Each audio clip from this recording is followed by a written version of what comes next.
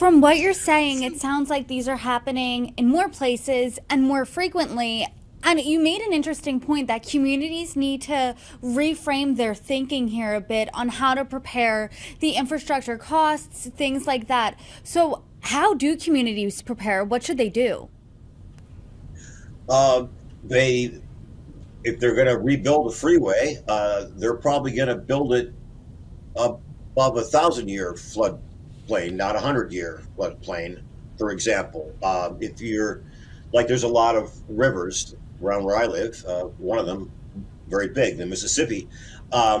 It's not likely to flood. It's a huge river. It's got giant banks, but there's other rivers that are not like that, and they spread out when there's flooding. That they and that happens a lot, and so things like that are going to force us to maybe rethink how we build future infrastructure.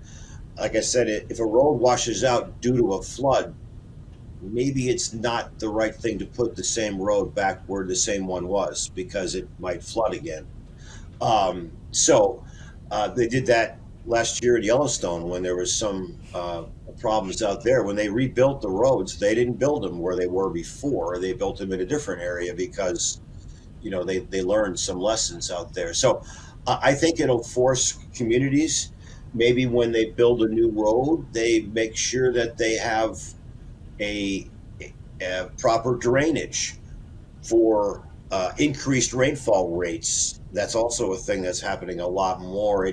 It might not be raining that much over if you look at a year statistics, but if you get 2 months of it in 3 hours, you kind of lose that. And it was like, well, it was an average year, but it wasn't an average year for those 2 or 3 days. It was horrible. There was flooding and everything else. So those are the kind of things.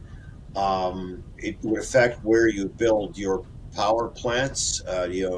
Right now, a lot of them are along rivers and stuff. Well, maybe that needs to be rethought because the rivers flood, and so this flooding is a big problem for communities.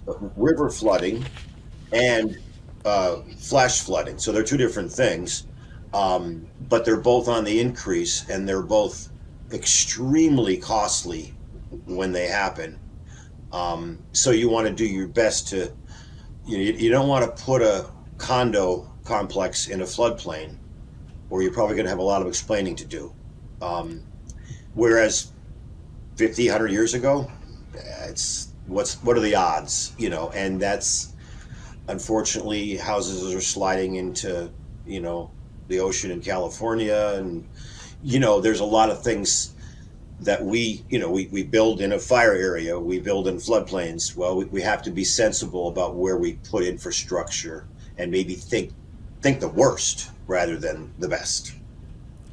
Jim, we've talked about two extreme events, excessive heat as well as flooding, and they seem like they're on two separate ends of the spectrum here.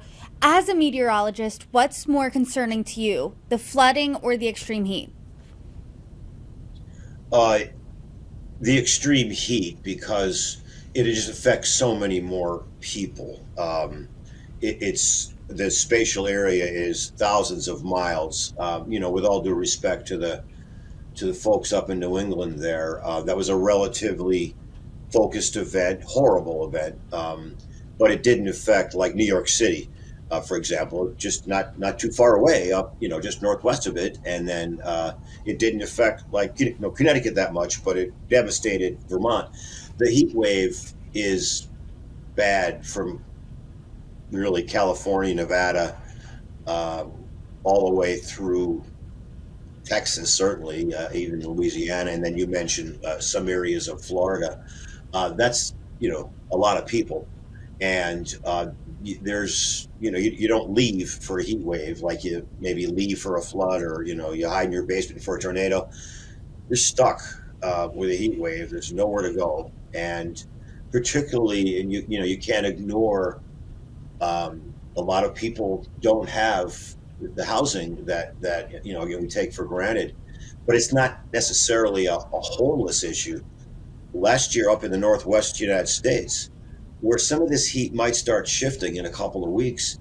Seattle area, they don't have air conditioning in their houses because it was never hot enough. It didn't justify, like in the Northeast, you of course have air conditioning, and I have it here. Well, that's another example of how communities may start thinking differently and require air conditioning to be in public housing. I probably would, no matter where I was building it these days, because you can't assume it's not going to get hot.